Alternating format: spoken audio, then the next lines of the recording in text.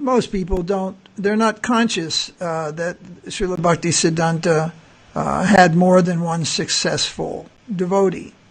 So I think, go ahead and, I mean, there were a number of them. I don't think we put together all those quotes, but there were quotes about Keshav Maharaj. Right. There were quotes about Srila Sridhara Maharaj. There were quotes about Krishnadas Babaji Maharaj being Paramahansa. Different things like this.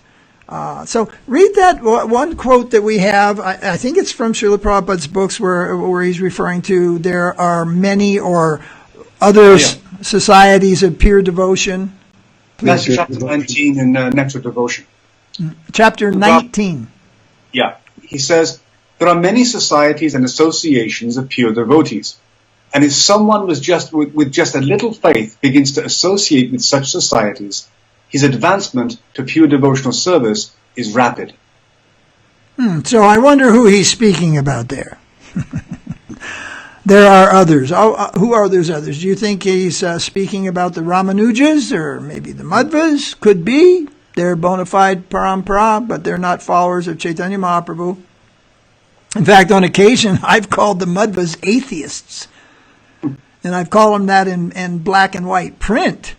And some devotees have said, oh, what are you talking about? That's an offense. I said, well, I'm not calling Madhvacharya an atheist. But I am calling certain Mudvites, what we call the Mudvites, atheists, because they don't accept Chaitanya Mahaprabhu. Mahaprabhu is Krishna himself. Krishna is God. What do you call somebody who doesn't accept God? That's an atheist. So when they remain to themselves and remain in their own space, yes, they're Vaishnava. But when they step out of that space and criticize Chaitanya Mahaprabhu and criticize his parampara and say that Mahaprabhu is just an ordinary man, then I call them an atheist because they don't believe, they're not accepting Chaitanya Mahaprabhu. And Bhaktivinoda wrote a book that really pissed off the Mudvites, and that is when he wrote a book. Giri, you'll have to refresh me which book it is, and he tells that Mahaprabhu met Sri Chaitanya Mahaprabhu, that Madhvacharya met Sri Chaitanya Mahaprabhu.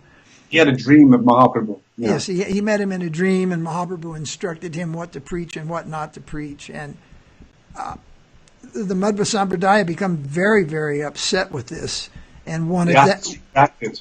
What? He asked us to retract that statement from Bhaktivinoda Thakura. Yeah, retract that statement. Change the books. Ooh, change the books. That topic's coming, folks. Change the books. All right, so Srila Prabhupada is mentioning that there are societies. He also, and in one similar quote, or was it this one you just read, he said, such as our International Society for Krishna Consciousness. Yeah, that's in Bhagavatam, 3rd canto. He says, if the same principles can be adopted here, wholly or partially, then it is also Vaikuntha. So it is with any society, such as the International Society for Krishna Consciousness. So one might think that Srila Prabhupada had an exclusive way of looking at his creation, the International Society for Krishna Consciousness, as being the only vehicle for Krishna consciousness in the world. And that is certainly not true. Neither did he did not consider it the only vehicle. He recognized that there were other vehicles, but he recognizes what's important is the principles of Krishna consciousness. Now, I remember many, many years ago, about 20-some years ago or more, you asked us, one senior member of the International Society for Krishna Consciousness, about 24 years ago or something, you asked them, oh, what is the position of Narasingha Maharaj and those devotees, disciples of Prabhupada in South India who are not in ISKCON, and you were told that we would have to take our birth in ISKCON in the next life, excuse me, in order to go back to Godhead. Well, that's very Mudvite too, you know. Very Catholic. Very Catholic. That's very Catholic. No Protestants in the spiritual world. They believe in Jesus, but no Protestants up there in heaven. Only Catholics. And the Madhvas say that, yes, it's very nice what ISKCON has done, what Swami Prabhupada has done, and all these things, but you see, you have to be born as a Hindu in Udupi district in order to Not just Hindu, a Brahmin. Oh, yes, a right. Brahmin You in had to Udupi. be born in a Brahmin in Madhva Sampradaya in the Udupi district in order to achieve the perfection. So we kind of laugh at this, but not just laugh at it. There's much Shastra, Vedic, Puranic to prove this is not anywhere even close to the truth. This is society consciousness happening even inside a Sampradaya. You see, what to speak of a relative organization, which is just some registered piece of paper somewhere.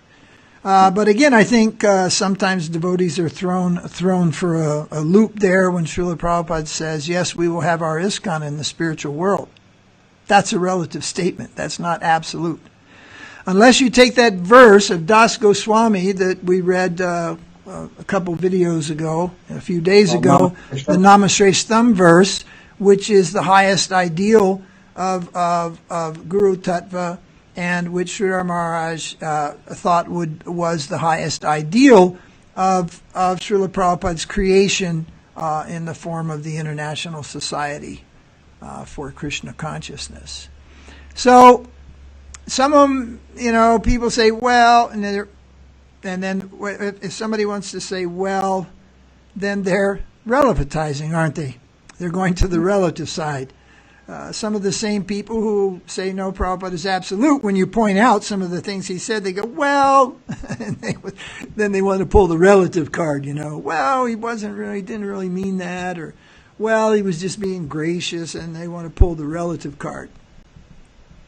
Okay, so we call that supermarket shopping, accept, reject, all these things, but with another motive in mind.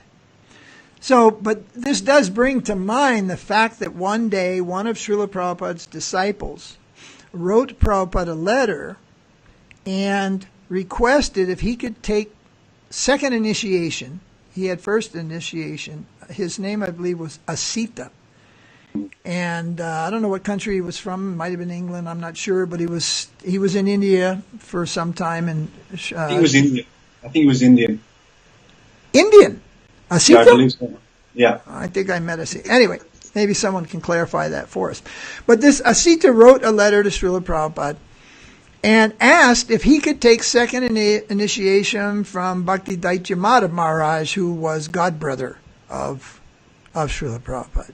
So I asked you if you could find that in the folio. Yeah. Were you able to find that this morning? Yeah, there were 3 letters. Yeah. There were several letters in that regard. I don't think do we have the letter to Srila Prabhupada? No. No, that we don't have. That is there in the archives, but it's not included in the folio. Okay, but we have Srila Prabhupada's reply to Asita, who's requesting initiation. Then there's a letter to Sripad Madhav Maharaj, and then there is a letter, I believe, to Jayapataka Maharaj. Yeah. And these letters are dated, correct? And yes. As I remember, this 3-letter correspondence is very important, and it gets really important when you see the dates on which letter was written which. So what is the first letter that... The first letter is Asita. Okay, so read us what's important about that letter. Okay. Prabhupada says, I'm in due receipt of your letter, dated nil, and noted the contents. Okay, what's the date he's writing this letter? This is 10th of January, 1975. 10th January. Okay, that's important. So Asita didn't date his letter, but it's written a few days before, right? All right. Go ahead. If you want to stay there, I have no objection.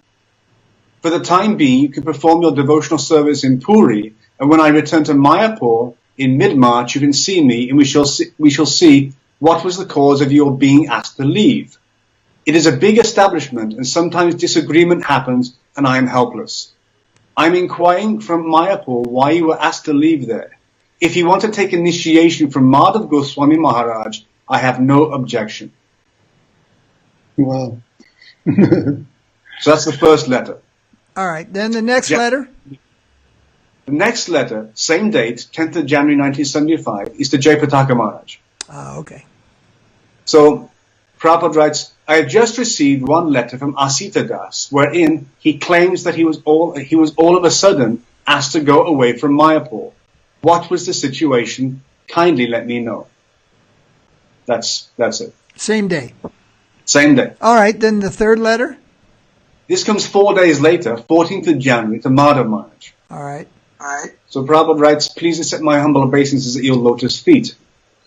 I understand from the letter of Asita Das that he has gone to your place in Jagannath Puri. He has asked permission from me for taking initiation from you.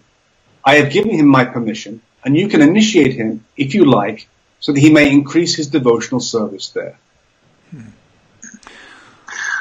All right, this is a very unique circumstance. So I don't know that much about why Asita had left Mayapur, or why he was asked to leave, and very well may have been for some significant and good reason. But I think what we need to note here is that if this happened today to somebody else, for example, a guru in the world today received a letter from someone like Asita stating the exact same thing, what would probably happen is, well, he'd make a phone call or a WhatsApp or send an email to Mayapur and inquire why this person was pushed out. He would make inquiry about that first, you see, before he would give permission and acquiesce? No. Just give permission to the request. But what we find here is Prabhupada doesn't know Asita and what's his situation, but he does know Sripad Madhav Maharaj. That's his god brother. And their history goes back, well, before any of us were even born. So, a prominent disciple of Srila Bhakti Siddhanta, god brother of Srila Prabhupada. So it appears that he doesn't hesitate. And he's telling Asita, if you want to take initiation from Madhav Maharaj, I have no objection. He's telling Madhav Maharaj, don't worry, if you want to give him initiation, I have no objection. Because Prabhupada knows, he knows, that Madhav Maharaj is one of those groups that he has just mentioned in this other, in his books and such, as being a bona fide society, a bona fide branch. He knows that Madhav Maharaj is in the parampara, and he knows that Madhav Maharaj can take this Asita, who was Prabhupada's disciple, back to Godhead. That's my understanding. Does that sound correct to either of you? Yep. Well, the fact that Prabhupada addresses, his obeisances to his lotus feet. I mean, you wouldn't necessarily say that to any god brother, right? It's a god brother of distinction. Yeah. That's true. Srila Prabhupada did not have a lot of contact with a lot of different god brothers, but certainly Madhav Maharaj was one that he did, and he held in very high regard. I did just look up Asita, and it's been mentioned here by a few people that Asita initially was inspired by Madhav Maharaj, but he took initiation from Srila Prabhupada. Oh, okay. And then his Shraddha appeared again for Madhav Maharaj, and that's why he was writing to Srila Prabhupada. Very interesting. So I put in here, this isn't about, oh, he's my disciple, oh, I want this disciple, why did you initiate my disciple? This is not about I, me, and mine, and the disciple being ripped asunder in the middle. This is about the flow of Krishna, where faith appears, how faith appears. The agents of Krishna are not simply one, have never been only one, and thank God never will be only one. But that tendency is there, that there's only one guru, Ami Guru, Jagat Guru. There's only one institution. That's the one I belong to, you see. And when managerial issues come into play, finances, enough people to keep the show going, and all these things, then unfortunately other things come out.